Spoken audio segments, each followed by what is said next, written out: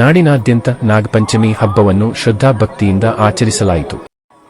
ದಕ್ಷಿಣ ಭಾರತದ ಹೆಸರಾಂತ ನಾಗಕ್ಷೇತ್ರ ಕುಕ್ಕೆ ಸುಬ್ರಹ್ಮಣ್ಯದಲ್ಲಿ ನಾಗಪಂಚಮಿ ಸಂಭ್ರಮ ಮನೆ ಮಾಡಿದ್ದು, ಸಾವಿರಾರು ಭಕ್ತರು ಕುಕ್ಕೆ ಸುಬ್ರಹ್ಮಣ್ಯ ದೇವಸ್ಥಾನಕ್ಕೆ ಆಗಮಿಸಿ ಸೇವೆ ನೆರವೇರಿಸಿದರು. ಕುಕ್ಕೆ ದೇವಳದ ನಾಗಪ್ರತಿಷ್ಠೆ ಮಂಟಪದ ನಾಗನಕಲ್ಲಿಗೆ ಭಕ್ತರು ತನು ಹಾಗೂ ಎಳನೀರು ಸಮರ್ಪಣೆ ನೆರವೇರಿಸಿದರು. ಊರು ಹಾಗೂ ಪರವೂರುಗಳಿಂದ ಬಂದ ಭಕ್ತರು ಬೆಳಿಗ್ಗೆಯಿಂದಲೇ ಹಾಲು ಸಮರ್ಪಣೆ ನಡೆಸಿದರು. ಸಾವಿರಾರು ಸಂಖ್ಯೆಯಲ್ಲಿ ಭಕ್ತಾದಿಗಳಿಂದ ತನು ಅರ್ಪಣೆಗೆ ದೇವಸ್ಥಾನದ ವತಿಯಿಂದ ಭಕ್ತರಿಗೆ ವಿಶೇಷ ವ್ಯವಸ್ಥೆ ಮಾಡಲಾಗಿತ್ತು.